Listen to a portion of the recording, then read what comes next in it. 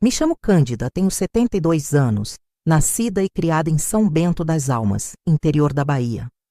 Tenho rugas que contam histórias e um coração que já sofreu muito, mas que ainda bate forte. Cada linha do meu rosto, cada mancha nas minhas mãos.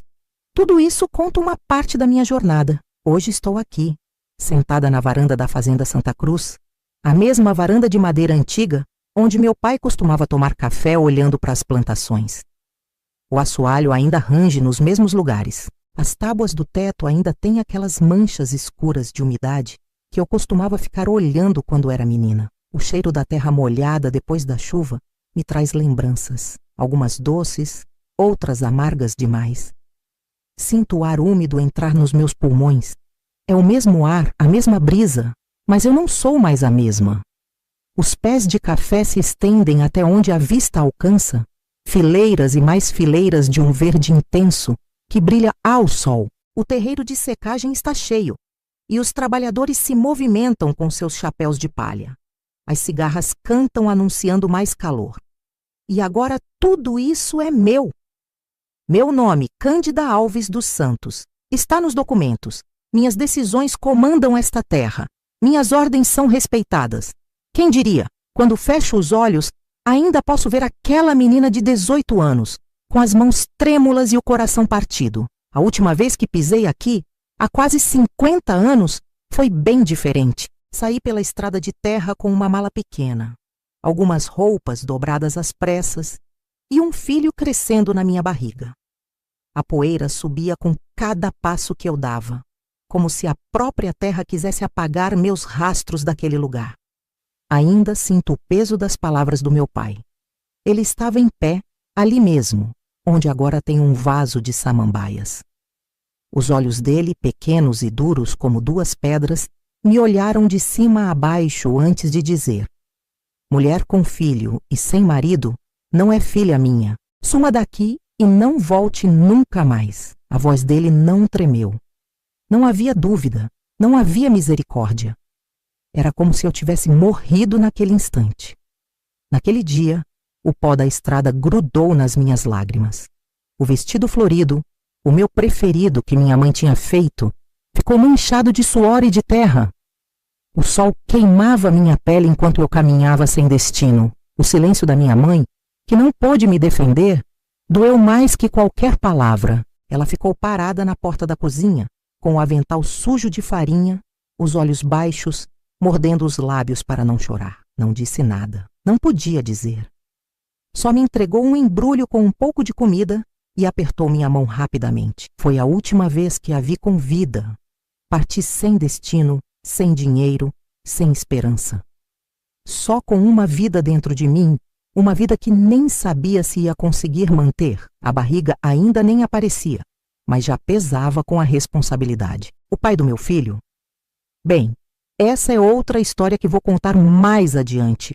As coisas nunca são simples como parecem. E hoje retornei como dona. Não é ironia do destino, é justiça divina. É o tempo mostrando que as rodas da vida giram e às vezes giram a nosso favor, mesmo quando achamos que tudo está perdido. Esta casa já foi meu inferno e meu paraíso.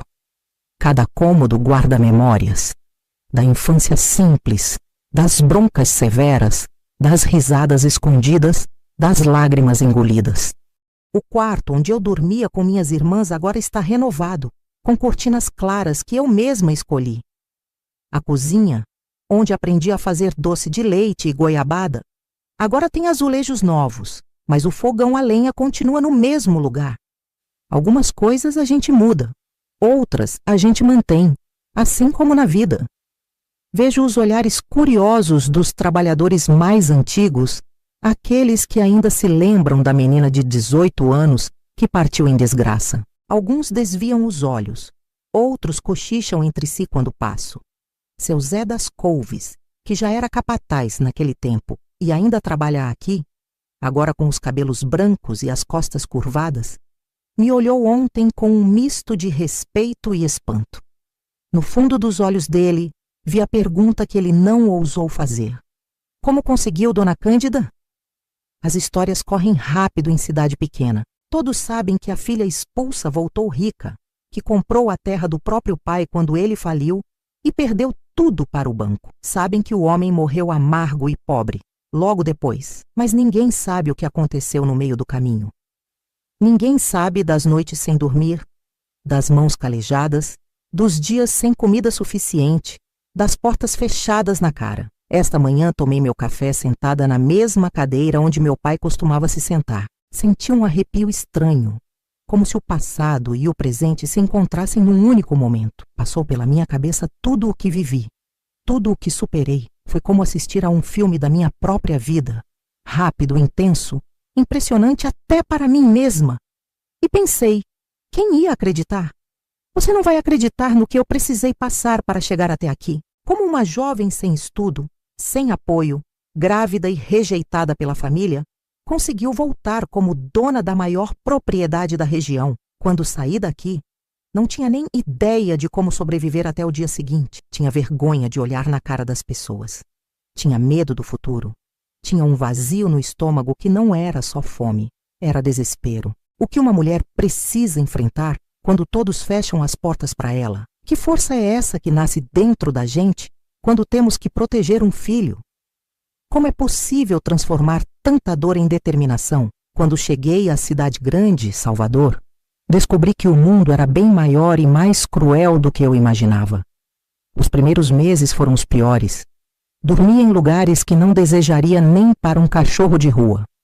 Comi restos, suportei olhares de nojo, comentários maldosos, carregava a barriga como um estigma e como um troféu ao mesmo tempo. Era minha vergonha e minha força. Esta é minha história verdadeira, sem rodeios, sem enfeites. Uma história de dor e superação que muitas mulheres vão entender no fundo da alma, porque muitas de nós já sentimos o peso do julgamento, o abandono quando mais precisávamos de abrigo, a dor de ser tratada como se não merecêssemos respeito. E também sentimos a alegria de reerguer a cabeça, de seguir em frente, mesmo quando tudo parece impossível. Já perdi as contas de quantas vezes pensei em desistir. De quantas vezes olhei para o céu e perguntei, por que, meu Deus? Por que tanta provação? Mas algo dentro de mim, talvez o amor pelo meu filho, talvez uma teimosia herdada do meu próprio pai, me fez continuar. Um passo após o outro, um dia após o outro. Não foi um caminho reto. Tive que dar muitas voltas, muitos desvios. Tive que engolir o orgulho, aceitar a ajuda de estranhos, fazer trabalhos que nunca imaginei fazer. Limpei casas, cozinhei para outros, lavei roupas até minhas mãos ficarem em carne viva. Aprendi ofícios, descobri talentos que nem sabia que tinha. E, acima de tudo, descobri uma força dentro de mim que não conhecia. Todo esse tempo, guardei comigo uma chave antiga, a chave da porta dos fundos desta casa. Carreguei-a como um talismã, como uma promessa silenciosa que fiz a mim mesma de que um dia voltaria. Não para pedir perdão, não para implorar aceitação, mas para mostrar que aquela menina assustada tinha se transformado em uma mulher forte. Esta chave está aqui, no meu pescoço, pendurada neste cordão de ouro, um lembrete constante da jornada. Quando o banco pôs a fazenda em leilão, depois que meu pai perdeu tudo em apostas e dívidas, eu já tinha condições de comprar. Tinha construído meu próprio negócio, tinha educado meu filho, tinha conquistado o respeito. Foi como se a vida tivesse preparado esse momento especialmente para mim. Um círculo que se fechava. O dia em que assinei os papéis de compra, senti um misto de tristeza e vitória. Não era vingança o que eu queria, era justiça. Era mostrar para mim mesma, mais do que para qualquer pessoa, que eu tinha valor.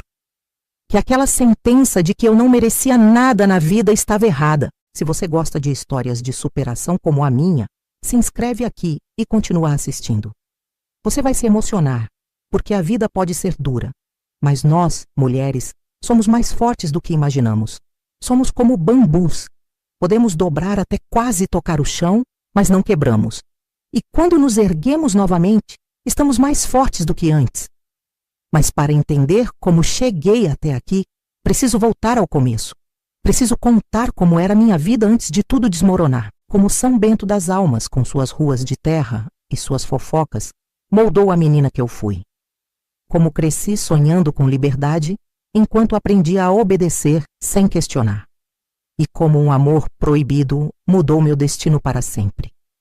Nasci numa madrugada chuvosa de abril de 1953.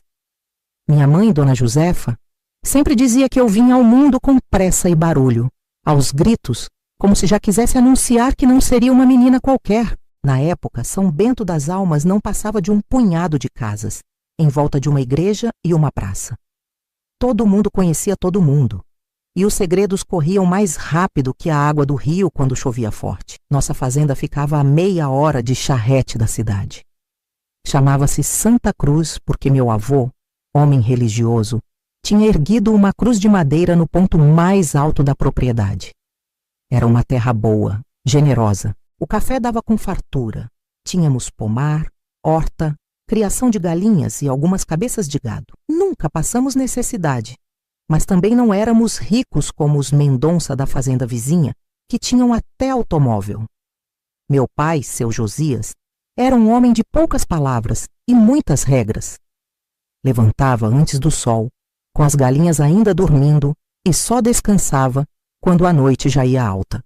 Esperava que todos na casa seguissem o mesmo ritmo. Trabalho é o que dignifica o homem e purifica a mulher. Ele repetia como se fosse uma oração. Com mãos calejadas e pele curtida de sol, ele governava nossa fazenda e nossa família, com a mesma firmeza com que domava os animais, sem crueldade, mas sem dar espaço para a desobediência. Mamãe era o oposto, suave como a brisa da tarde, com um sorriso tímido e mãos sempre ocupadas. Cozinhava como ninguém. Seu tempero era famoso na região. Quando fazia bolo de fubá ou cuscuz com leite, o cheiro se espalhava pela casa inteira e atraía até os passarinhos para perto da janela da cozinha. Ou pelo menos era o que eu acreditava quando criança. Éramos 5 irmãos, 3 meninas e 2 meninos. Eu era a do meio, nem a mais velha com responsabilidades de adulto, nem a caçula que recebia mimos. Cresci observando e aprendendo, tanto o que me ensinavam quanto o que tentavam esconder. Nossa casa era simples, mas espaçosa, de paredes grossas e janelas azuis. No verão, o calor era tanto que dormíamos no terreiro, olhando as estrelas. Minha mãe me ensinou os nomes das constelações e me contava histórias sobre cada uma delas. Olha aí ali, Candinha, aquela é a Via Láctea. Dizem que é o caminho que as almas percorrem para chegar ao céu. Eu ficava imaginando como seria percorrer aquele caminho de luz. A rotina era a mesma, dia após dia. De segunda a sábado, trabalho de sol a sol. No domingo, missa na igrejinha de São Bento, depois almoço caprichado e uma tarde de descanso. O único momento em que víamos meu pai relaxar um pouco, sentado na varanda, fumando seu cachimbo e ouvindo o rádio. Às vezes, quando o Lê-Programa tocava música sertaneja, ele até batia o pé no ritmo, discretamente, pensando que ninguém notava. Na escola, eu me destacava. A professora, Dona Edith, sempre dizia que eu tinha cabeça boa para os estudos, aprendia rápido, lia tudo que caía nas minhas mãos. Até os rótulos dos produtos que chegavam no armazém da cidade eu decorava. Sonhava em ser professora, talvez até ir para a capital estudar. Mas quando comentei isso com meu pai, ele riu daquele jeito que doía mais que tapa. Para que estudar tanto? Mulher precisa saber cozinhar, costurar, cuidar de casa e de filho. O resto é bobagem. Ele falava isso enquanto descascava uma laranja com o canivete, sem nem me olhar nos olhos. Termina esse ginásio e pronto. Já é mais do que sua mãe teve. Mamãe não disse nada. Só me olhou com aqueles olhos dela que falavam sem palavras. Era um olhar que misturava tristeza e conformidade. Mais tarde, quando estávamos sozinhas na cozinha, ela passou a mão nos meus cabelos e sussurrou: "Não deixe seus sonhos morrerem dentro do peito, minha filha. Mas também não os mostre para quem não sabe valorizar." Foi ali que aprendi a guardar meus desejos mais profundos, como quem guarda moedas raras em uma caixinha escondida. Continuei estudando em silêncio, lendo escondido, alimentando aquela chama pequena, mas persistente que ardia dentro de mim. Os dias se seguiam, marcados pelo trabalho e pelas estações. Na época da colheita do café, acordávamos ainda mais cedo. Era um tempo de muito serviço, mas também de alegria. Os trabalhadores cantavam enquanto colhiam, histórias eram contadas ao redor do fogo à noite, e às vezes até improvisavam uma festa com sanfona e viola. Aos 15 anos, eu já era considerada uma moça. Meu corpo mudou, ganhei formas que os rapazes notavam e que meu pai passou a vigiar com olhos de gavião. Moça direita não fica de prosa com qualquer um, ele dizia sempre que me via conversando com algum rapaz na saída da igreja. Foi nessa época que comecei a ajudar mais na cozinha com minha mãe. Ela me ensinou todos os segredos. Como fazer o ponto certo da goiabada, como temperar a carne para que ficasse macia, como fazer sabão de cinzas. Mas mais importante que isso, ela me ensinou sobre a vida, nas entrelinhas das nossas conversas enquanto lavávamos louça ou colhíamos verduras na horta. A vida de mulher não é fácil, Candinha. Ela dizia baixinho, como se temesse que as paredes ouvissem. A gente vem ao mundo já com um peso nas costas. Mas isso não quer dizer que a gente não possa encontrar alegria no caminho. A alegria dela estava nas pequenas coisas. No canto dos pássaros pela manhã, nas flores que plantava em latas velhas ao redor da casa, nas histórias que contava para os netos quando meus irmãos mais velhos começaram a ter filhos. Eu queria mais. Queria ver o mar, que só conhecia por fotografias. Queria aprender coisas novas, conhecer lugares diferentes, ser dona do meu próprio destino. Às vezes, quando terminava todas as tarefas, subia até o alto da colina, onde ficava a cruz que deu nome à fazenda, e ficava olhando o horizonte, imaginando o que existiria além daqueles morros azulados. Foi num domingo de festa junina que conheci Davi. A praça da cidade estava enfeitada com bandeirinhas coloridas, havia uma fogueira grande no centro, e o cheiro de milho verde e pamonha enchia o ar. Ele não era dali. Tinha vindo de Salvador para trabalhar na construção da nova escola. Alto, com pele cor de canela e um sorriso que parecia iluminar tudo ao redor, Davi se destacava entre os outros rapazes. Quando nossos olhares se cruzaram pela primeira vez, senti algo estranho no peito, como se meu coração tivesse tropeçado e depois disparado a correr. Ele me convidou para dançar quadrilha, e mesmo com o olhar reprovador do meu pai à distância, aceitei. Suas mãos eram ásperas do trabalho, mas seu toque era gentil. Enquanto dançávamos, ele me contou sobre a capital, sobre o mar que tanto queria conhecer, sobre os estudos que havia feito. O mundo é grande demais para a gente passar a vida toda num só canto, ele disse, e aquelas palavras encontraram eco no meu coração. Começamos a nos encontrar escondidos. Na saída da missa, trocávamos bilhetes. Às quintas-feiras, quando ia à cidade com minha mãe para comprar mantimentos, dávamos um jeito de conversar por alguns minutos preciosos, atrás do mercado ou perto do córrego. Ele me trazia livros emprestados, me contava histórias de lugares distantes, me fazia sonhar com uma vida além de São Bento das Almas.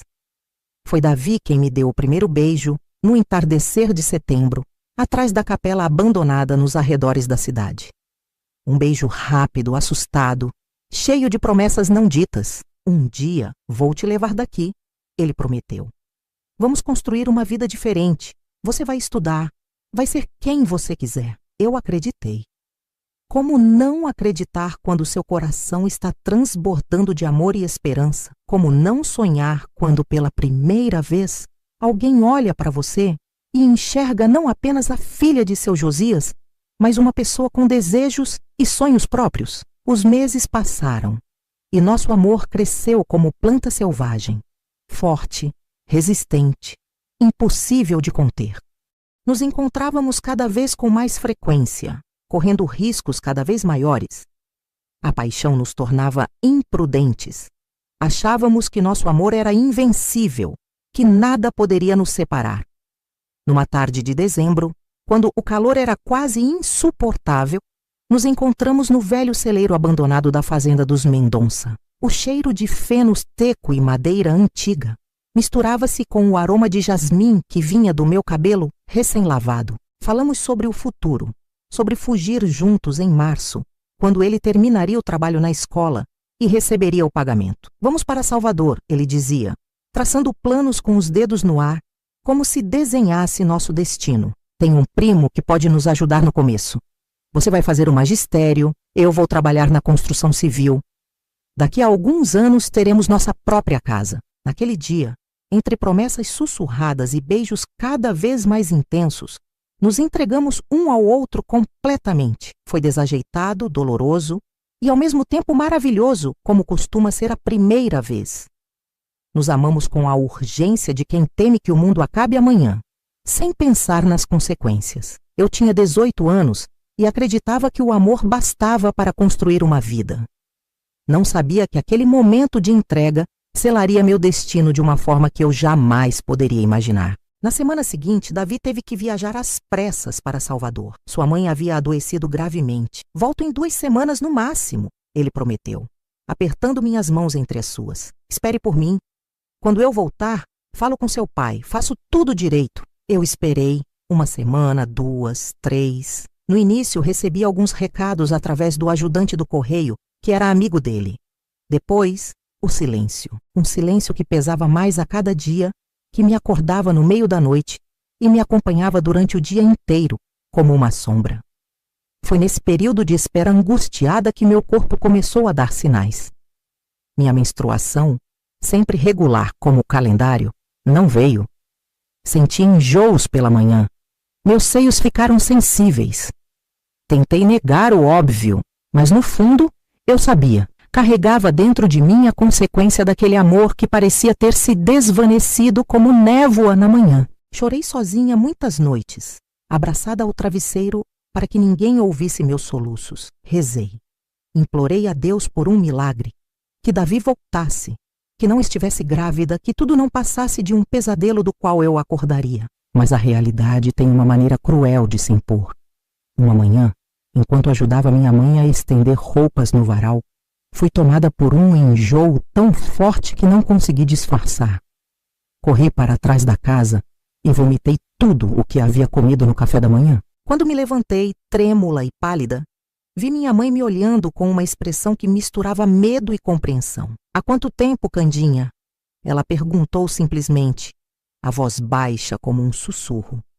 Quase 2 meses, respondi, e as lágrimas que eu tinha contido por tanto tempo finalmente transbordaram. Minha mãe não gritou, não me acusou.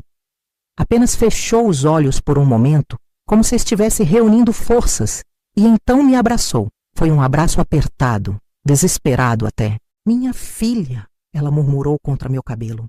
O que vai ser de você agora? Naquela noite, ela tentou me proteger. Sugeriu que eu fosse mandada para a casa de uma tia em Feira de Santana, longe dos olhares e comentários de São Bento. A gente disse que você foi estudar. Depois, quando a criança nascer, decidimos o que fazer.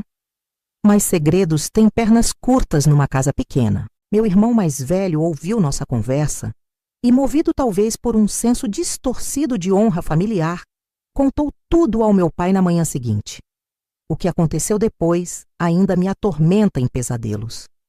Meu pai, o homem que eu temia e respeitava em igual medida, transformou-se em uma tempestade de fúria. Jogou a xícara de café na parede, agarrou-me pelos braços com tanta força que deixou marcas roxas e gritou palavras que cortavam mais fundo que qualquer faca. Desgraçada, vagabunda, trouxe a vergonha para esta casa. Seu rosto estava vermelho, uma veia pulsava em sua têmpora. E quem é o safado? Diga, quem foi o miserável que te desonrou? Quando mencionei o nome de Davi, o carpinteiro de Salvador, meu pai riu com desprezo.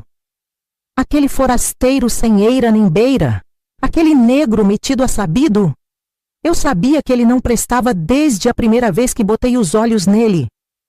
As palavras dele eram chicotadas, cada uma mais dolorosa que a anterior, não apenas pelo que diziam sobre mim, mas pelo preconceito que revelavam. Davi era negro, eu branca. Isso, aos olhos do meu pai, era outro crime imperdoável. Ele vai voltar, tentei dizer, a voz trêmula. Ele prometeu casar comigo. Casar? Meu pai riu novamente, um riso seco e cruel. Menina tola! Ele já deve estar rindo de você em algum boteco de Salvador, contando para os amigos como enganou a filha do fazendeiro. Naquele momento, uma dúvida terrível se instalou no meu coração. E se meu pai estivesse certo?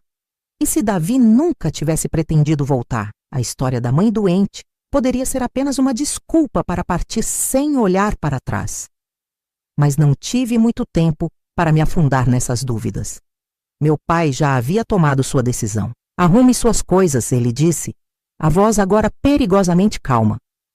Você tem até o fim do dia para sumir da minha vista. Mulher com filho e sem marido não é filha minha. Saia e não volte nunca mais. Minha mãe tentou intervir, mas um único olhar dele foi suficiente para silenciá-la. Ela sabia, como todas as mulheres daquela época, que contra a palavra do marido não havia apelação. E assim, com apenas 18 anos, grávida e com o coração partido por 2 vezes, pelo abandono de Davi e pela rejeição de meu pai, eu me preparava para enfrentar o mundo sozinha. Não sabia ainda, mas aquele foi apenas o começo da minha história, o começo de uma jornada que me levaria de volta, um dia, para reclamar o que era meu por direito. Naquela manhã em que deixei a Fazenda Santa Cruz, não tinha plano nem destino. Apenas caminhei pela estrada de terra com minha pequena mala, sentindo o peso do mundo nas costas apesar dos meus 18 anos.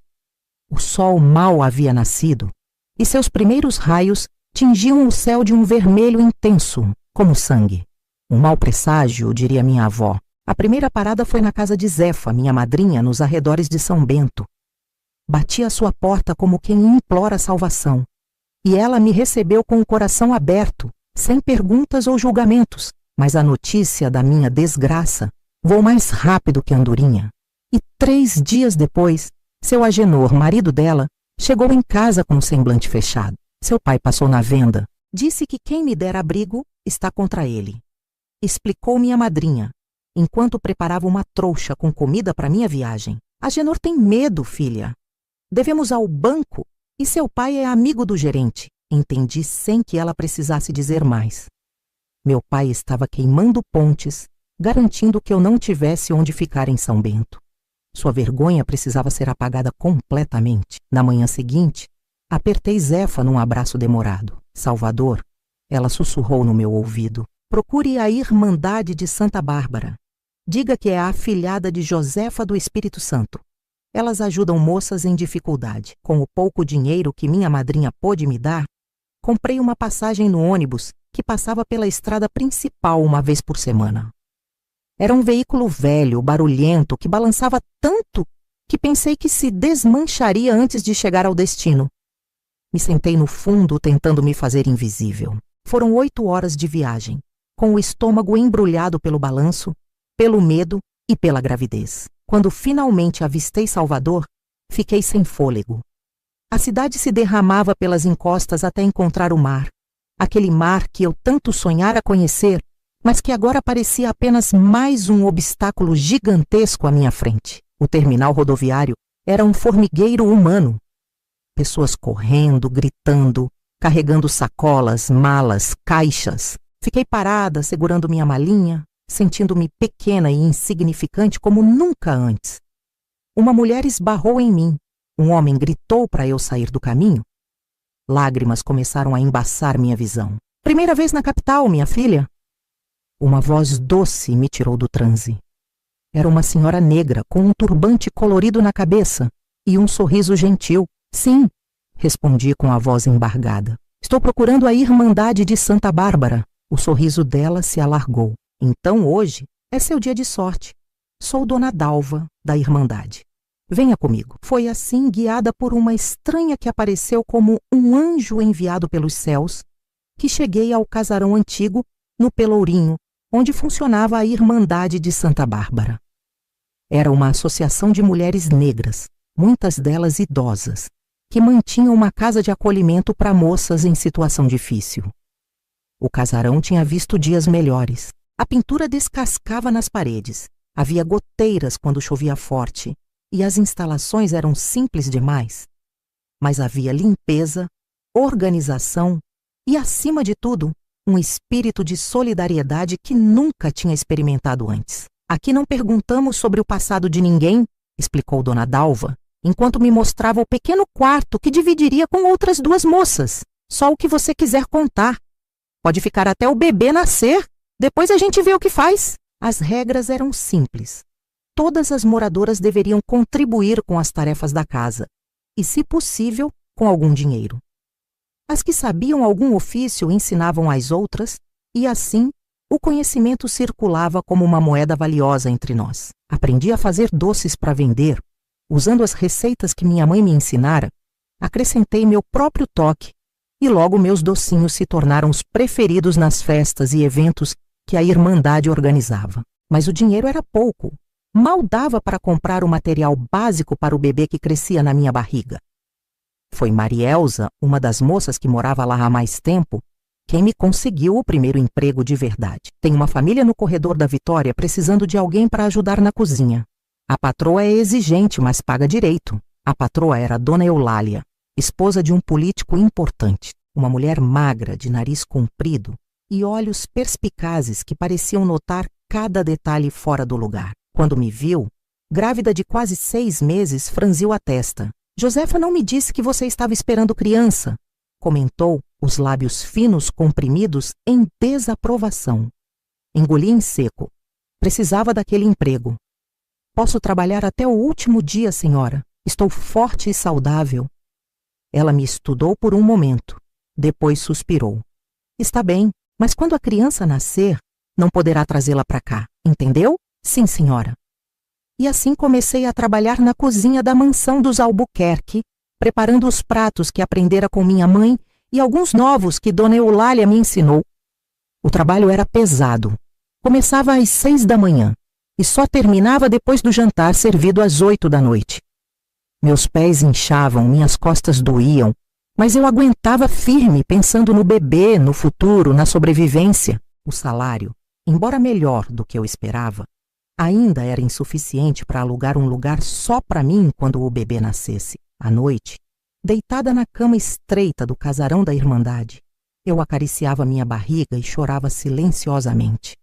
Onde estaria Davi? Por que ele não voltou como prometeu? Será que algum dia meu filho conheceria o pai? Em março de 1972, numa madrugada de chuva forte, Joaquim veio ao mundo.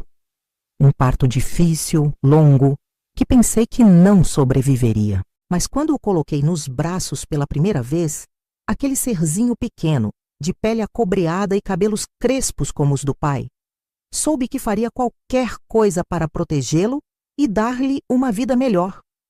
A licença que Dona Eulália me deu foi de apenas 2 semanas.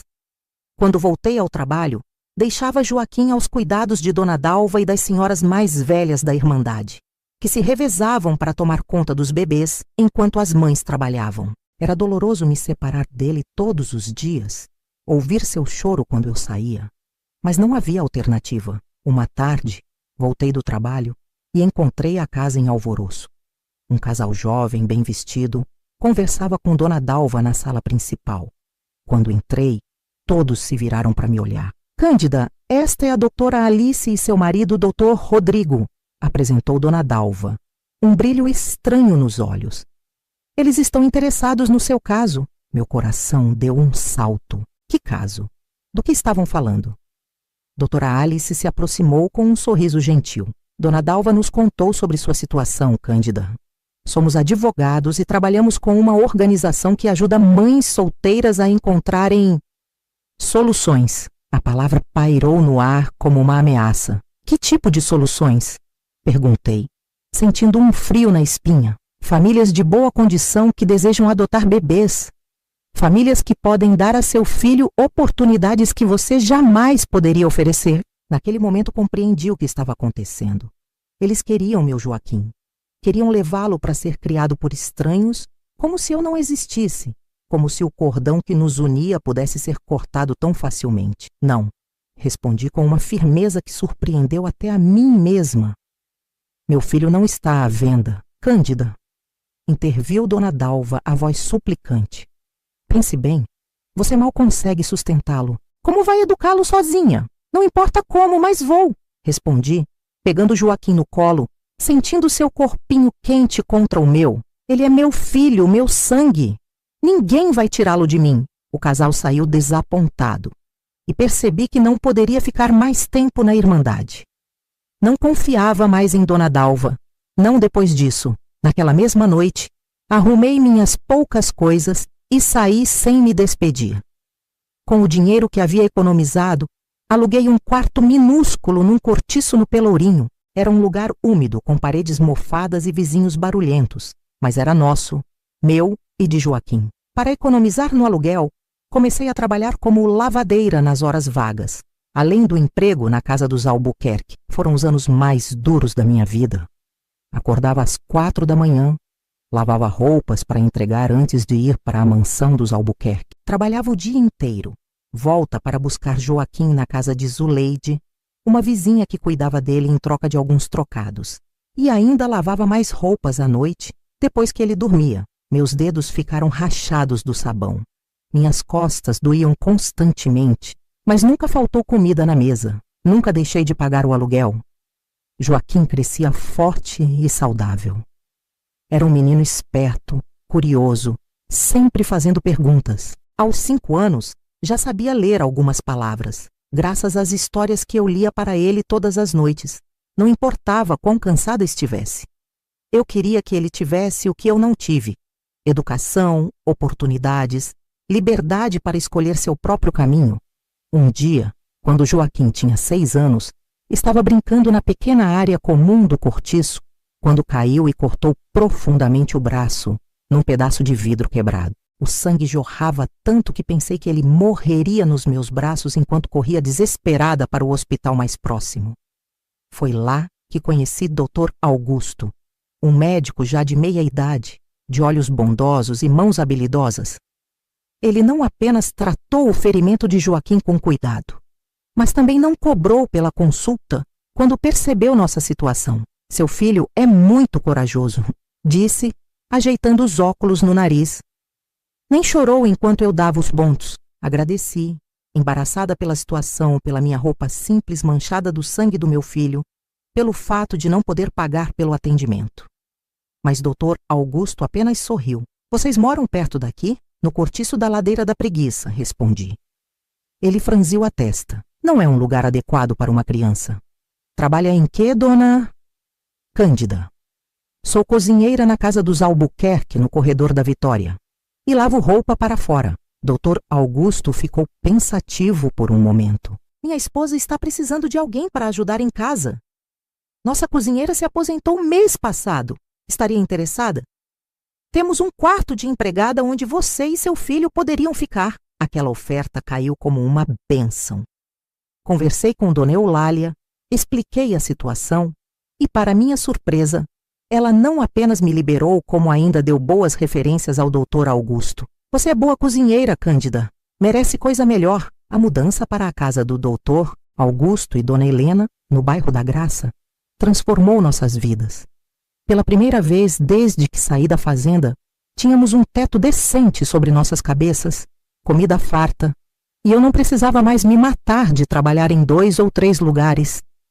O quarto de empregada era simples, mas limpo e arejado, com uma pequena janela que dava para o quintal onde cresciam pés de pitanga e acerola. Dona Helena, uma professora primária aposentada, se encantou com Joaquim. Vendo o interesse do menino por livros e estudos, começou a dar-lhe aulas particulares. Este menino é brilhante, Cândida. Tem que estudar. Foi ela quem conseguiu uma vaga para Joaquim numa escola particular, onde os filhos dos amigos dela estudavam.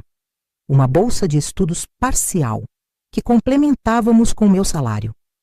Meu filho, usando uniforme de escola particular, aprendendo inglês, fazendo amigos de outra classe social.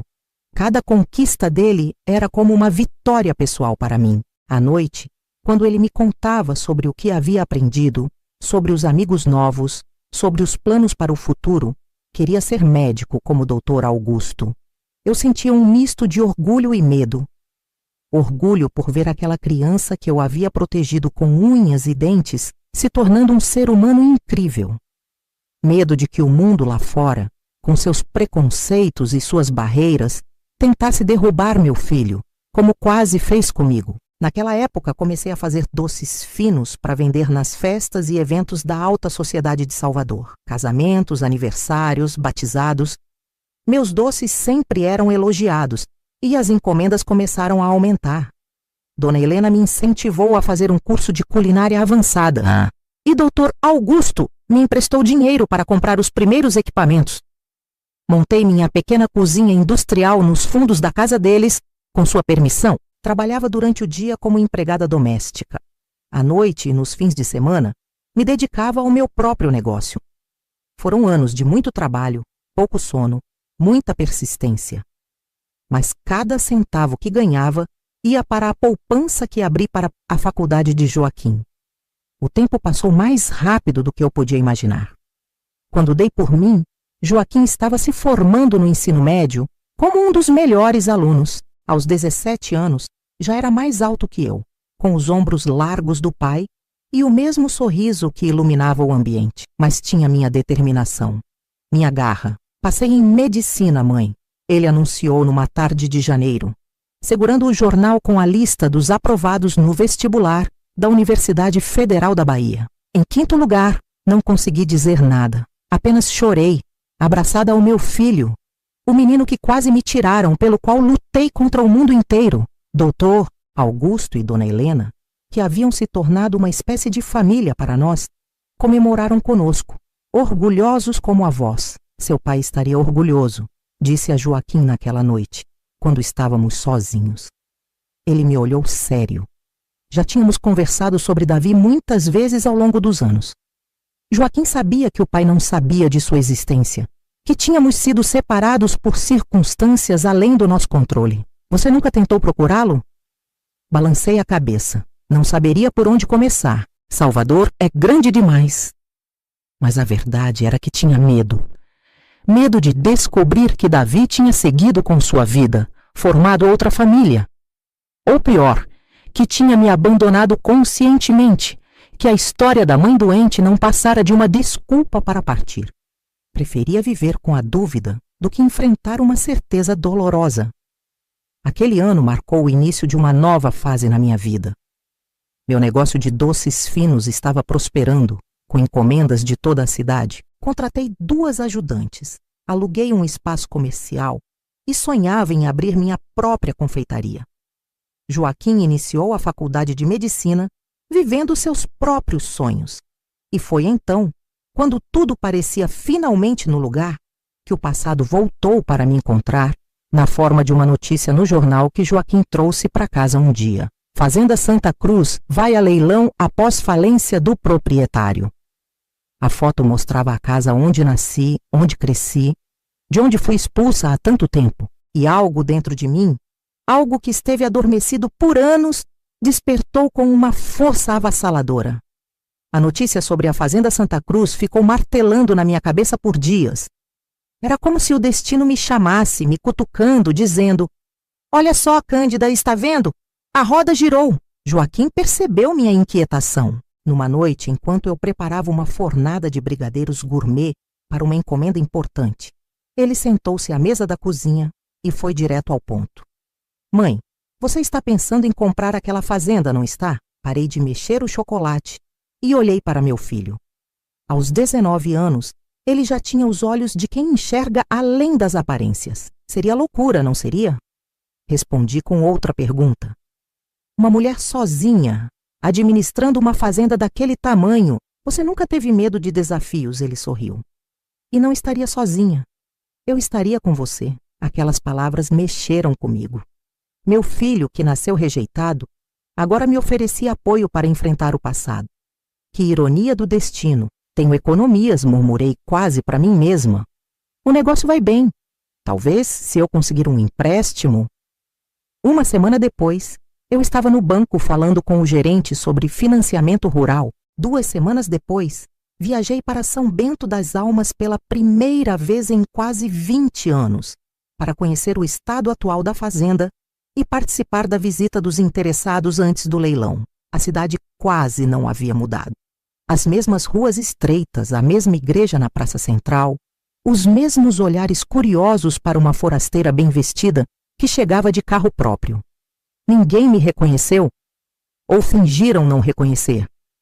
Dirigi até a fazenda com o coração aos pulos. A estrada de terra, agora mais larga, serpenteava entre as mesmas colinas que embalaram minha infância. Quando avistei a casa grande no alto do morro, com a mesma varanda e as mesmas janelas azuis, algo se quebrou dentro de mim. Lágrimas que eu nem sabia que estava segurando rolaram pelo meu rosto. O corretor que me acompanhava, um homem jovem demais para se lembrar da história da filha expulsa de seu Josias, falava sobre produtividade, benfeitorias, vantagens do negócio. Eu mal o ouvia, estava mergulhada nas memórias que cada canto daquela propriedade despertava. A casa estava maltratada, pintura descascada, assoalho com tábuas soltas, janelas quebradas. O jardim onde minha mãe cultivava suas flores estava tomado pelo mato. O pomar, antes tão abundante, tinha apenas algumas árvores resistentes. Os pés de café, a principal fonte de renda da fazenda, pareciam negligenciados há anos. O proprietário atual tem problemas com bebida, explicou o corretor, enquanto atravessávamos o terreiro de secagem. Desde que a esposa faleceu, a coisa desandou. O banco já perdeu a paciência. E os trabalhadores? Perguntei. A maioria foi embora. Só ficaram alguns mais velhos por falta de opção. Aliás, ali vem um deles, um homem de cabelos brancos, corpo magro e curvado pelo tempo, vinha em nossa direção. Quando se aproximou, meu coração deu um salto. Era seu Zé das Couves, o antigo capataz, que já trabalhava para meu pai quando eu era criança. Nossos olhos se encontraram, e por um instante, vi o reconhecimento passar pelo seu rosto enrugado. Ele parou, indeciso, como se tivesse visto um fantasma. Dona Cândida? A voz dele era trêmula, quase um sussurro. O corretor olhou surpreso de um para o outro. Vocês se conhecem?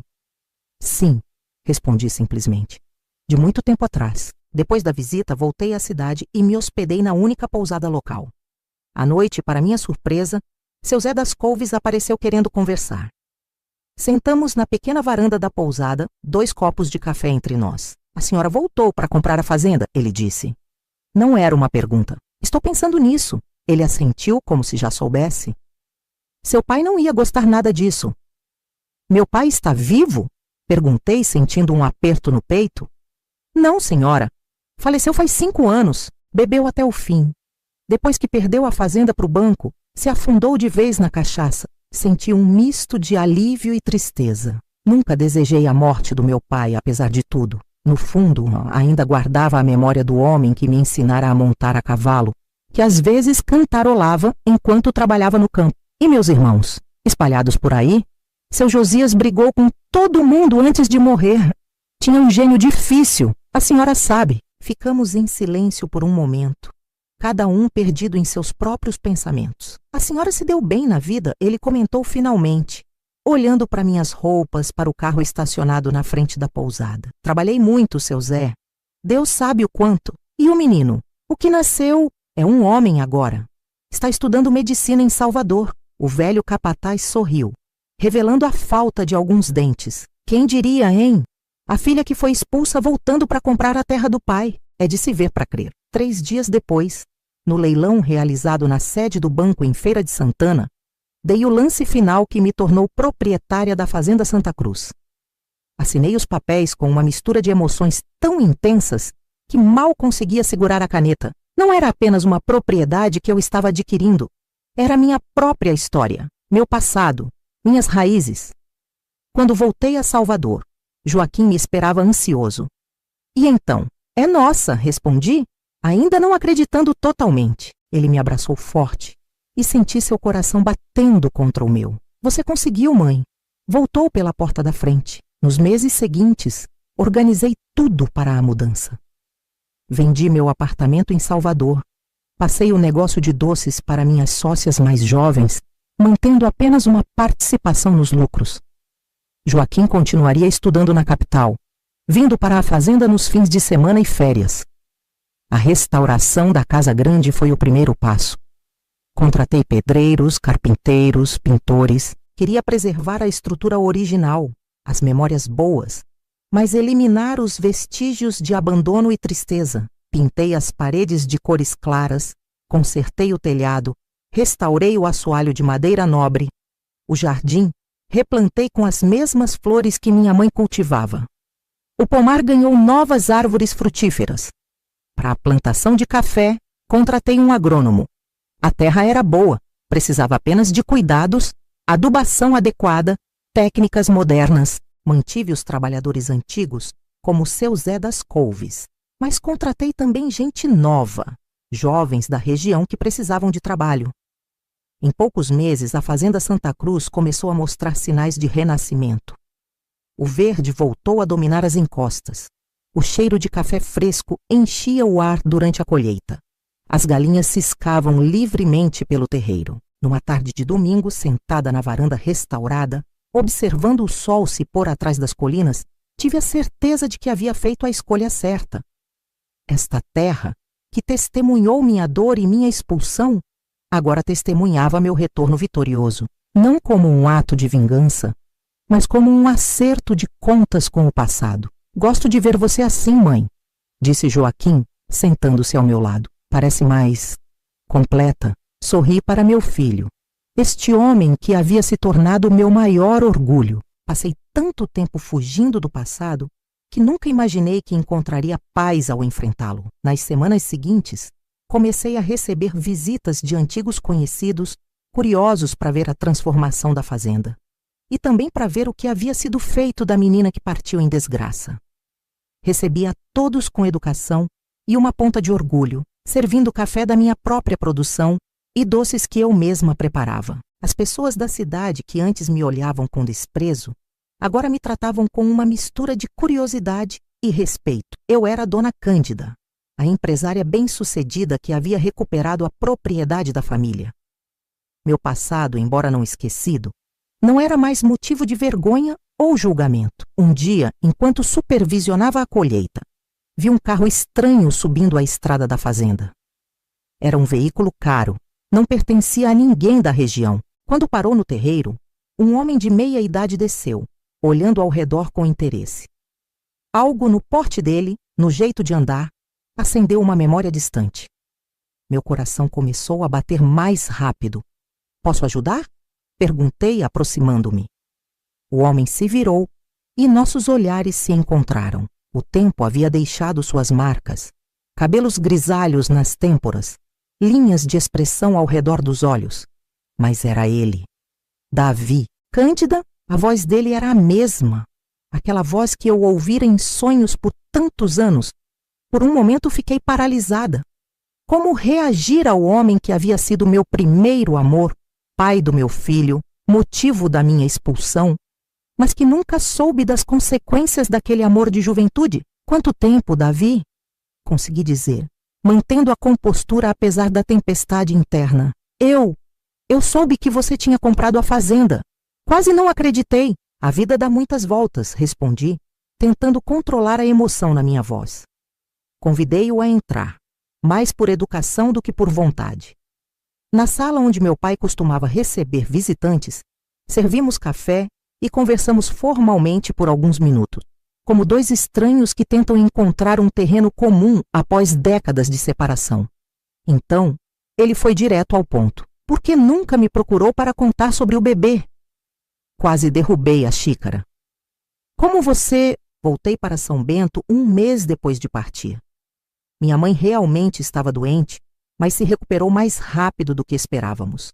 Quando cheguei aqui, seu pai me recebeu com uma espingarda, dizendo que você tinha ido embora, que não queria mais me ver. A revelação me atingiu como um soco. Então ele tinha voltado.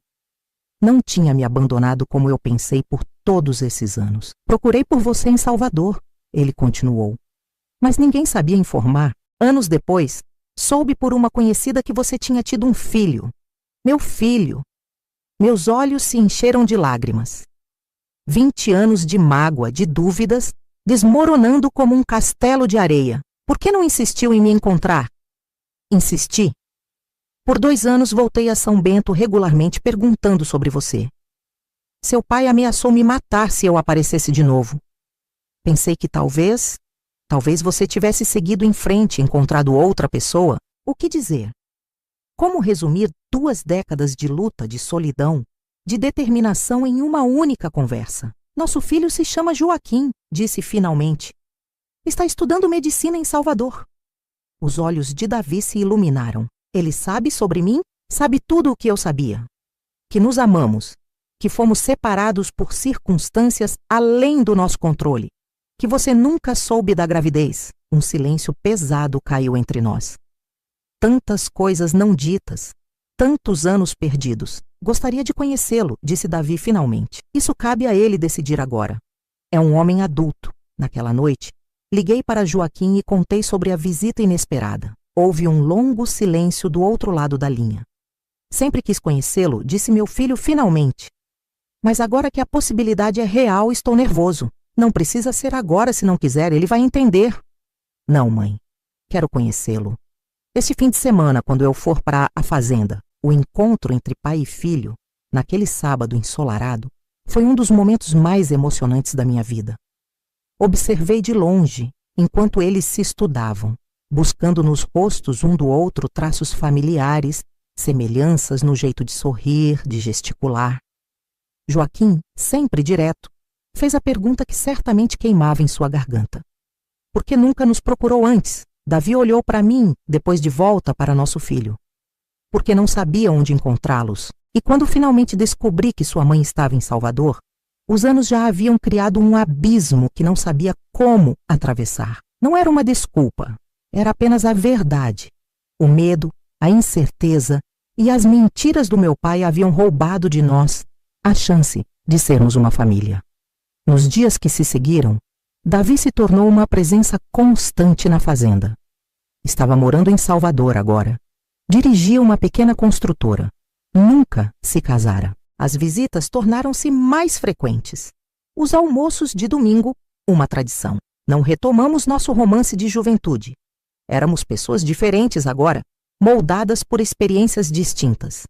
Mas construímos algo talvez mais valioso.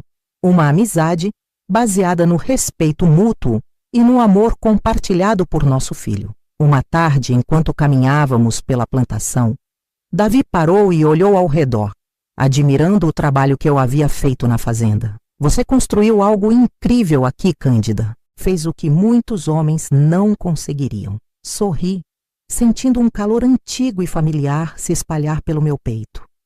Não era amor romântico, não mais, mas um reconhecimento que eu havia esperado por décadas. Fiz o que precisava ser feito, respondi simplesmente. Por mim e pelo nosso filho. Ele assentiu, compreendendo o peso daquelas palavras. Se pudéssemos voltar no tempo... Não, interrompi suavemente. Não olhamos para trás com arrependimento. Olhamos para frente, para o que ainda podemos construir. E ali, entre os pés de café carregados de frutos vermelhos, sob o mesmo céu que testemunhara nossa paixão juvenil, selamos um acordo silencioso. O passado estava finalmente em paz. O futuro, com todas as suas possibilidades, era o que importava agora. A fazenda Santa Cruz, que um dia fora palco da minha maior dor, transformara-se no cenário da minha redenção, não apenas pelo sucesso material, mas pela jornada interna de perdão e aceitação.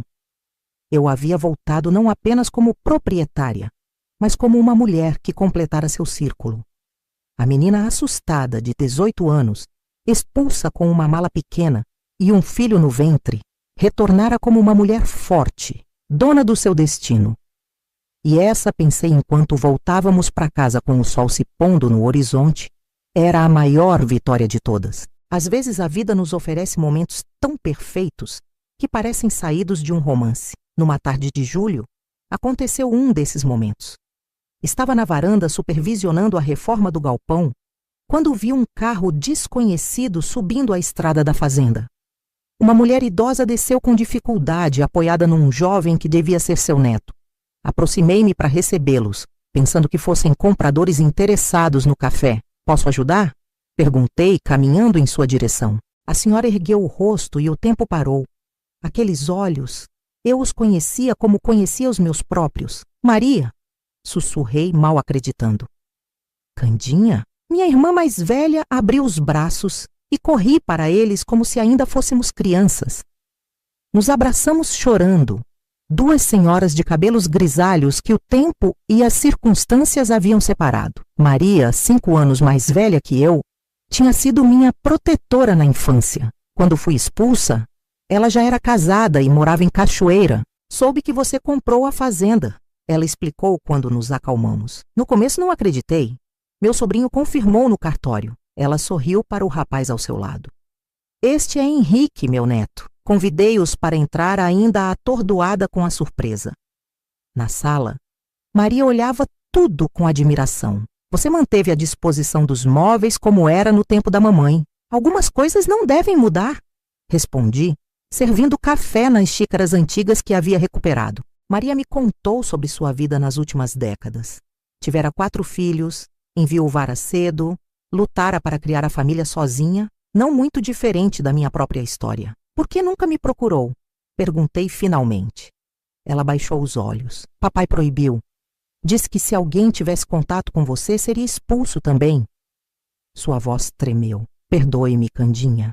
Fui covarde. Peguei suas mãos enrugadas entre as minhas. Não havia o que perdoar. Éramos todos reféns daquele tempo, daquelas regras. Mas você enfrentou tudo. Sozinha, com um filho. Não foi escolha. Foi necessidade, respondi simplesmente. Passamos a tarde inteira relembrando histórias, preenchendo as lacunas que décadas de separação haviam criado. Descobri que meus outros irmãos viviam em cidades diferentes, que alguns primos haviam falecido, que a família se dispersara após a morte do meu pai. Ele nunca falava sobre você, disse Maria, mas às vezes, quando bebia demais, o pegava olhando aquela sua foto de formatura do ginásio. Acho que no fundo, do jeito torto dele, sentia sua falta. Aquela revelação me tocou de uma maneira que não esperava. A ideia de que meu pai, apesar de tudo, guardava algum sentimento por mim, abriu uma pequena fissura no muro que eu havia construído ao redor do meu coração. Quando Maria estava de partida, me entregou um embrulho de papel pardo. Encontrei no sótão da casa dele depois que faleceu. Achei que um dia você ia querer. Em casa, abri o pacote com cuidado. Dentro, havia um álbum de fotografias antigas. Eu com minhas irmãs, minha mãe jovem sorrindo no jardim, meu pai orgulhoso ao lado da primeira colheita e, escondida entre as páginas, uma carta amarelada. A caligrafia trabalhosa era da minha mãe, datada 1 semana antes de seu falecimento. Minha filha Cândida, se esta carta chegar às suas mãos, é porque já não estou neste mundo. Quis o destino que nos separássemos daquela maneira cruel. E não passa um dia sem que eu me arrependa de não ter sido forte o suficiente para defendê-la. Espero que tenha encontrado paz e felicidade. Que meu neto esteja crescendo saudável. Saiba que a amo com toda a força do meu coração. E que esse amor transcenderá até mesmo a morte. Sua mãe, que lhe pede perdão. As lágrimas embaçaram minha visão. Aquela carta nunca havia sido enviada. Talvez minha mãe não tivesse tido tempo, talvez não soubesse como me encontrar, mas suas palavras, mesmo décadas depois, trouxeram o conforto que eu nem sabia que ainda precisava. Naquela noite, sentada na varanda sob as mesmas estrelas que iluminaram minha infância, senti uma paz profunda. O círculo começava a se fechar. As feridas antigas, embora nunca completamente curadas, já não sangravam mais. Nos meses seguintes, recebi visitas de outros irmãos, sobrinhos que nunca havia conhecido, primos distantes. A notícia de que a filha pródiga não apenas retornara, mas prosperara, correu pela família espalhada. Alguns vinham por curiosidade, outros por genuíno desejo de reconexão. Recebi a todos com a mesma dignidade. A Fazenda Santa Cruz, antes símbolo da minha expulsão, tornara-se agora um ponto de encontro, um lugar de reconciliação. Não apenas com minha família, mas sobretudo comigo mesma. Numa manhã de domingo, após o almoço que reunira Joaquim, Davi e alguns parentes recém-reencontrados, fui até o pequeno cemitério da família, nos fundos da propriedade. Ali estavam os túmulos dos meus avós, de minha mãe e, mais recentemente, de meu pai.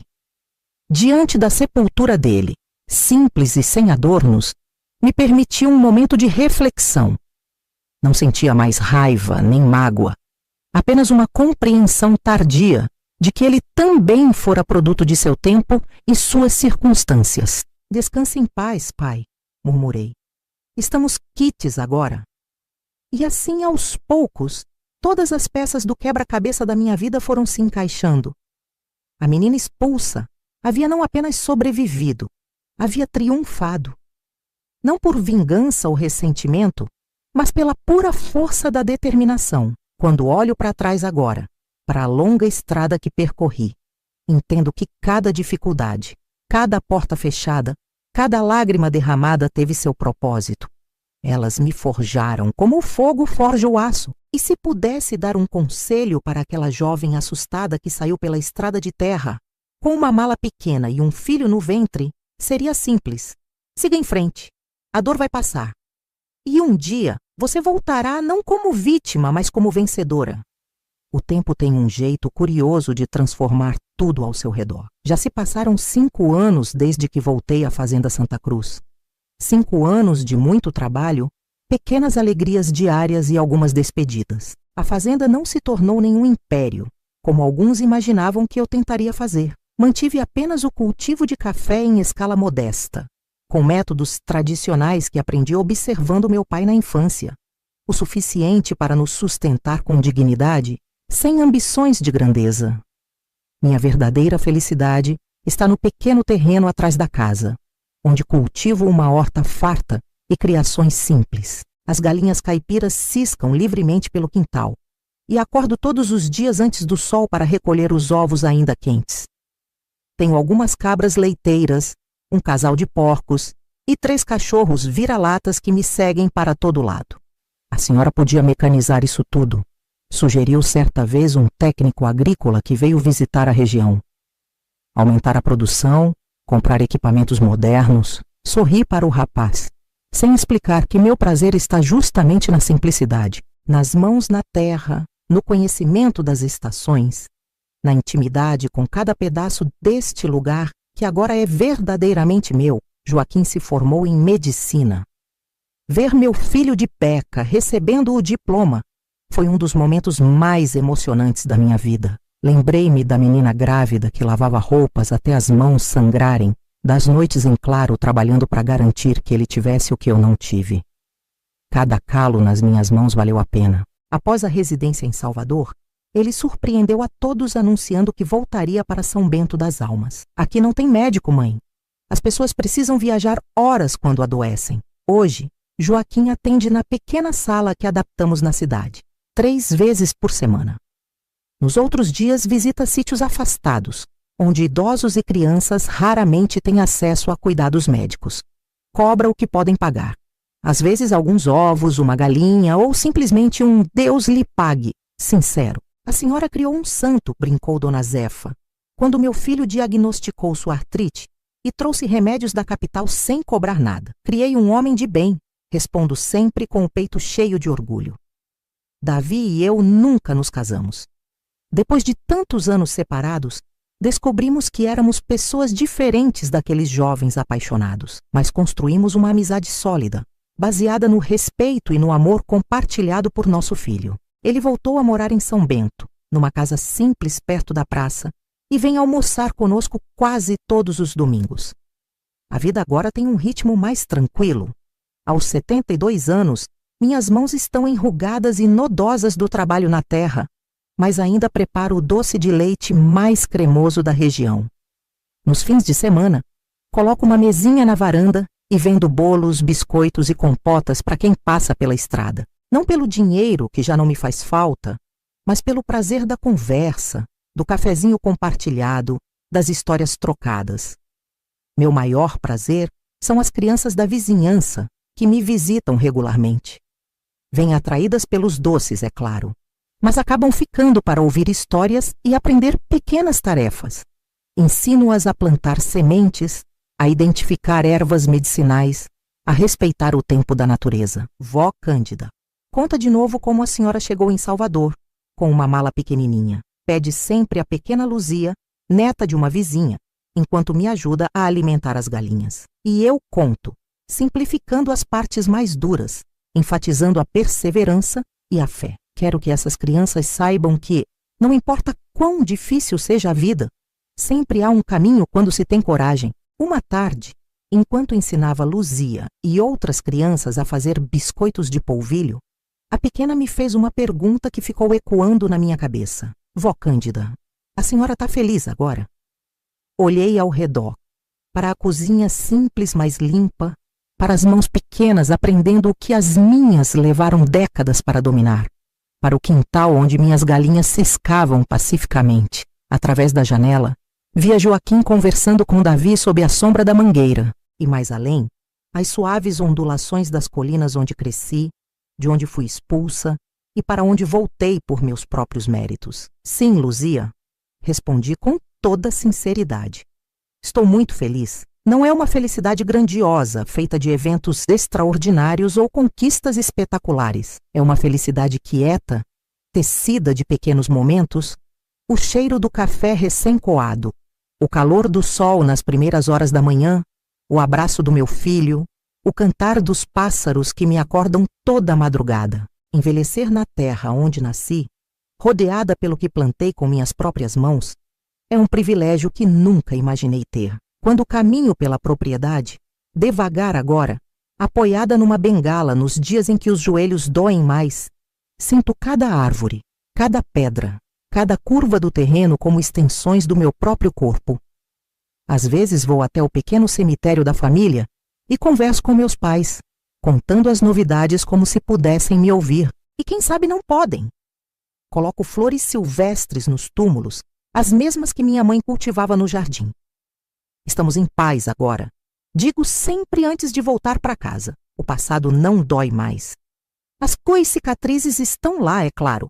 Marcas permanentes de uma jornada difícil. Mas já não sangram, já não ardem quando tocadas pela memória.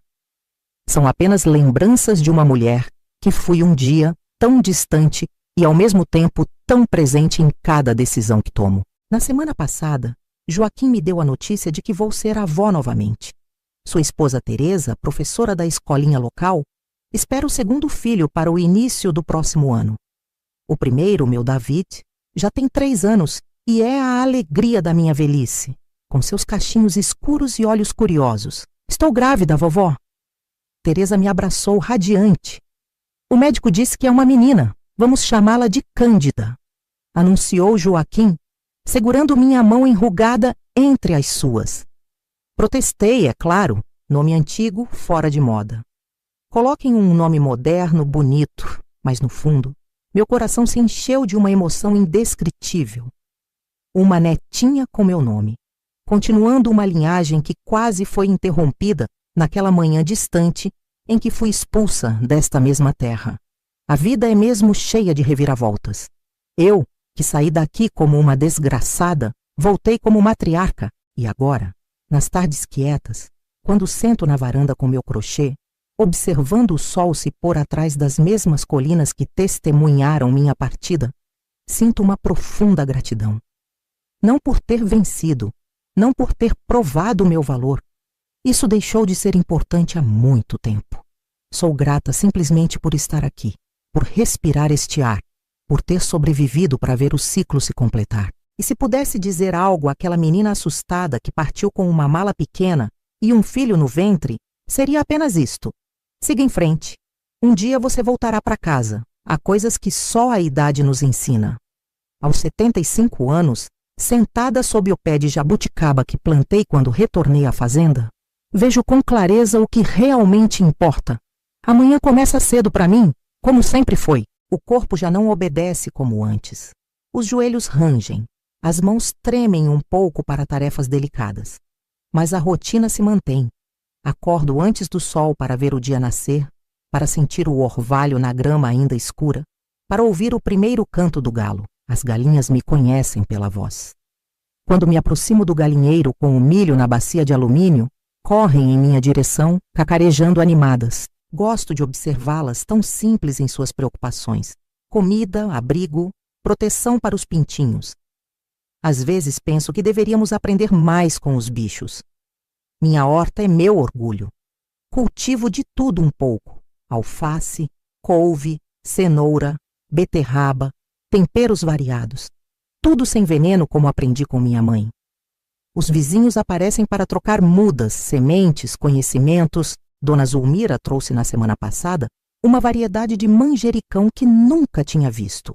Em troca, dei-lhe estacas de alecrim que só prosperam no meu quintal. É mão abençoada, dizem por aí. Não sei se é bênção ou simplesmente o conhecimento acumulado de décadas lidando com a terra. Sei que tudo que planto vinga, que as sementes parecem despertar com mais vigor quando passam por minhas mãos enrugadas. Joaquim construiu uma casa a poucos metros da minha. Queria que eu fosse morar com eles, mas preferi manter minha independência. Velho gosta de fazer as coisas no seu tempo, meu filho, expliquei. Ele entendeu, como sempre entende tudo. Mas é bom tê-los por perto. Teresa, minha nora, é como a filha que nunca tive. Forte, determinada, com um coração maior que o mundo. Meus netos, David de 8 anos e Candinha de 5, são a luz dos meus dias. Passam mais tempo na casa da vovó do que na própria, correndo entre as árvores, colhendo frutas direto do pé, aprendendo os segredos da terra. Vó, conta de novo como a senhora chegou em Salvador. Pede Candinha quase todas as tardes, enquanto me ajuda a debulhar feijão ou a separar sementes para o plantio. E eu conto, adaptando a história para ouvidos infantis, enfatizando a coragem e a persistência, amenizando as partes mais duras. Um dia, quando forem maiores, saberão a história completa. Por enquanto, basta que entendam o valor da determinação e da honestidade. David, mais quieto e observador, prefere ouvir sobre as plantas e os bichos. Tem mãos habilidosas como as do avô Davi.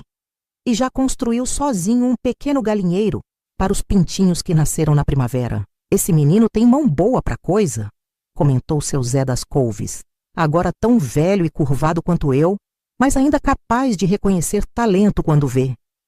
Davi vem jantar conosco toda sexta-feira. Trazemos o passado à mesa sem mágoas, como velhos amigos relembrando uma jornada compartilhada. Ele também envelheceu bem, com cabelos completamente brancos e aquele mesmo sorriso que me conquistou tantos anos atrás. Quem diria, Cândida, que terminaríamos assim?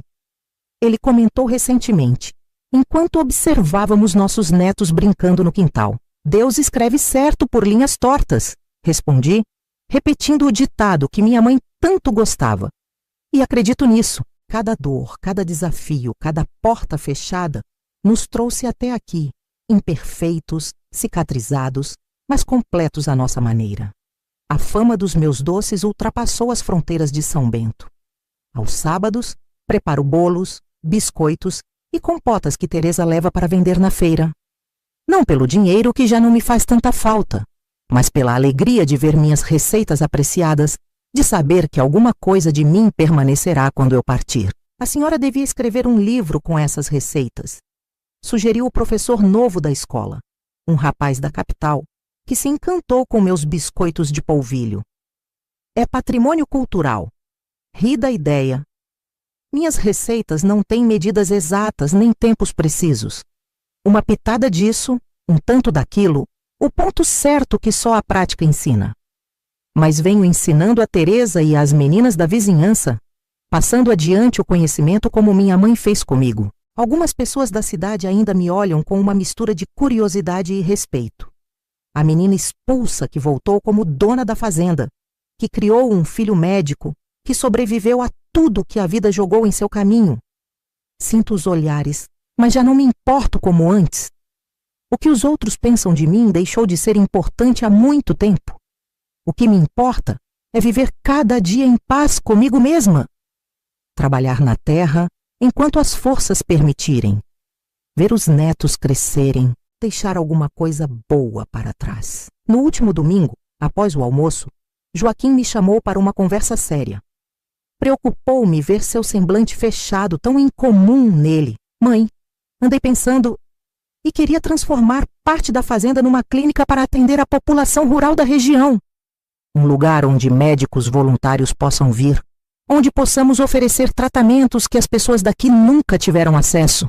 Meu primeiro instinto foi de proteção, esta terra pela qual lutei tanto. Mas olhando nos olhos do meu filho, vi algo que ia além da ambição pessoal ou do sucesso profissional. Vi o genuíno desejo de ajudar, de retribuir, de transformar. A senhora sempre me ensinou que devemos usar o que temos para fazer o bem. Ele continuou. Tenho colegas em Salvador dispostos a vir alguns fins de semana por mês. Poderíamos começar pequeno, apenas o básico.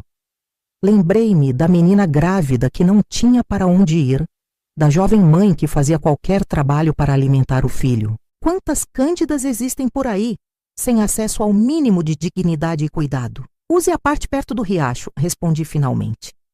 É plana, tem água boa, fica perto da estrada principal. O sorriso de Joaquim iluminou a sala. Ali, naquele momento, senti que minha vida havia encontrado seu propósito maior. O sofrimento que passei não seria em vão se pudesse ajudar outros a sofrer menos. Agora, enquanto o sol se põe e as primeiras estrelas aparecem no céu, sento-me na varanda com meu crochê. Os sons da noite começam. Grilos, sapos, o vento suave nas folhas das mangueiras, os mesmos sons que embalaram minha infância. Não sei quanto tempo ainda tenho nesta terra. Os anos pesam, o corpo dá sinais, mas não tenho medo. Vivi o suficiente para ver o ciclo se completar, para entender que nada se perde realmente. A menina expulsa voltou para casa. Não por vingança ou ostentação, mas para fechar um círculo, para curar feridas antigas, para plantar sementes que outros colherão. E quando chegar minha hora, quero ser enterrada no pequeno cemitério da família, ao lado dos meus pais. Não como um gesto de reconciliação tardia, isso já aconteceu há muito tempo, mas como afirmação final de pertencimento. Esta terra, que testemunhou minha dor, minha luta e meu retorno, guardará também meu corpo, transformando-o em nutrientes para novas plantas, novas flores, nova vida. Não existe fim mais perfeito para alguém que aprendeu o valor de um recomeço. Hoje completei 80 anos, uma idade que nunca imaginei alcançar quando saí daqui, tantas décadas atrás, com uma mala pequena e um filho no ventre. A festa foi simples como pedi. Um almoço no terreiro da fazenda, sob as mangueiras que plantei quando retornei. A comida farta e caseira, galinha caipira com quiabo e angu, feijão tropeiro, arroz soltinho e, claro, meus doces tradicionais, feitos agora por Teresa, que herdou minhas receitas e meu jeito na cozinha. Vieram os vizinhos, alguns parentes distantes que redescobri nos últimos anos e muitas crianças. Os netos dos antigos trabalhadores da fazenda, os filhos dos agregados, os pequenos pacientes de Joaquim. Suas risadas encheram o ar como música, enquanto corriam entre as árvores ou se amontoavam para ouvir as histórias de seu Zé das Couves, agora beirando os 90, mas ainda lúcido o suficiente para encantar os pequenos com suas narrativas fantásticas. David, meu neto mais velho, agora com 13 anos, ajudou a organizar tudo. Tem o temperamento calmo do pai e minha obstinação. Quer ser agrônomo, trabalhar com a agricultura familiar, ensinar técnicas sustentáveis aos pequenos produtores. Como a senhora faz, vó?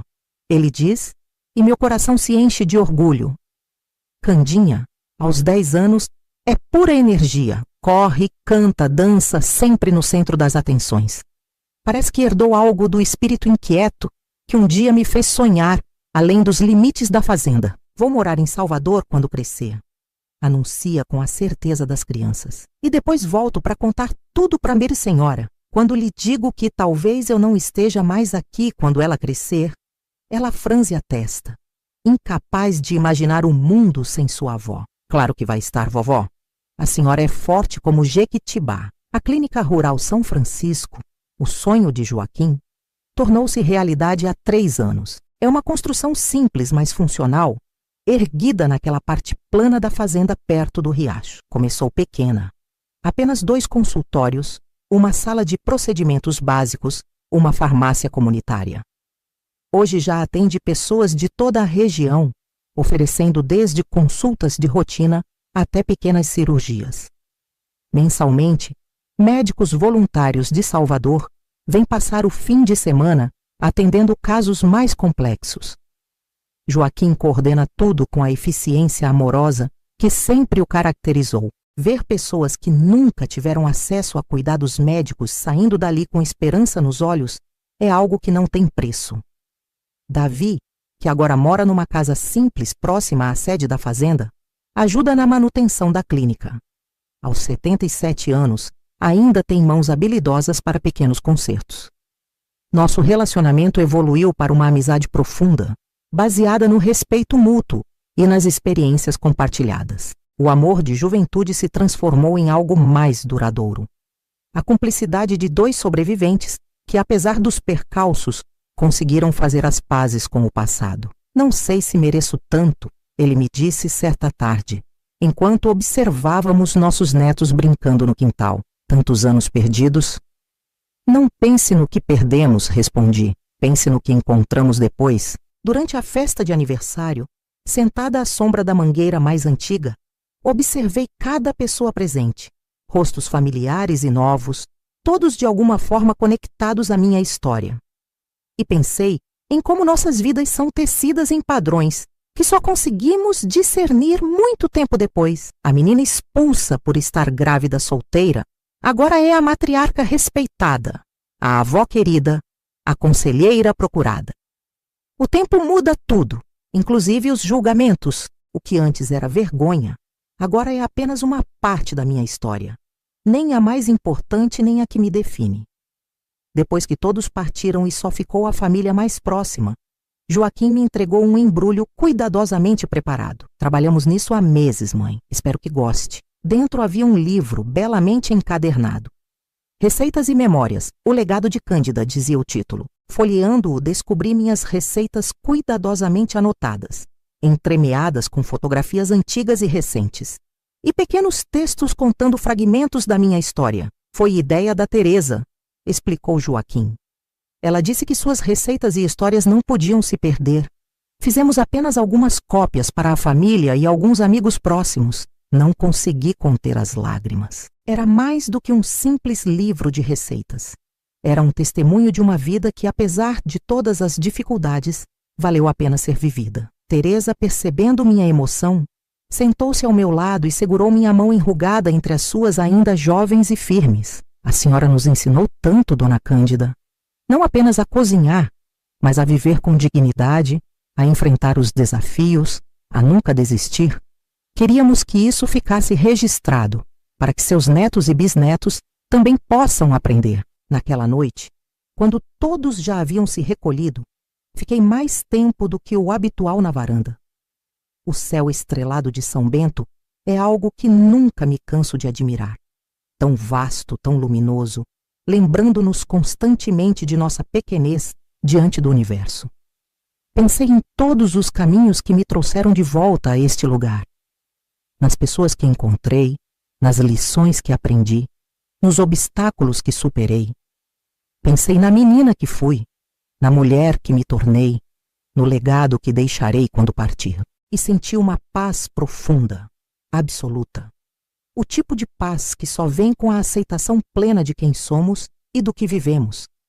Não há mais raiva, nem mágoa, nem arrependimentos. Apenas gratidão pelo privilégio de ter completado o círculo, de ter transformado a expulsão em retorno, a dor em sabedoria.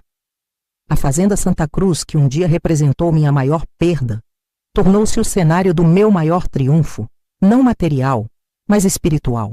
Aqui, plantei mais do que café e feijão. Plantei valores, exemplos, memórias que continuarão muito depois que eu me for. E quando esse dia chegar, pois chegará como chega para todos, partirei tranquila, sabendo que fiz o melhor que pude com o que a vida me deu, que transformei pedras em pão, espinhos em flores, feridas em fortaleza. O sol nasce mais uma vez sobre as colinas de São Bento das Almas. Um novo dia começa. Aos 80 anos, ainda me levanto antes do amanhecer. Ainda vou alimentar minhas galinhas. Ainda molho minhas plantas com o cuidado de quem sabe que a vida é frágil e preciosa. E enquanto caminho pelo quintal, sentindo o orvalho da manhã nos pés, sorrio para o céu que se avermelha no horizonte. Obrigada, murmuro para quem quiser ouvir. Deus, o universo, o destino. Por tudo, pelo sofrimento que me fez forte, pela solidão que me ensinou a valorizar a companhia, pelos obstáculos que me mostraram do que sou capaz. A menina expulsa completou sua jornada e descobriu no fim que o verdadeiro retorno não é a um lugar, mas a si mesma. Se essa história tocou seu coração, inscreva-se no canal e deixe seu comentário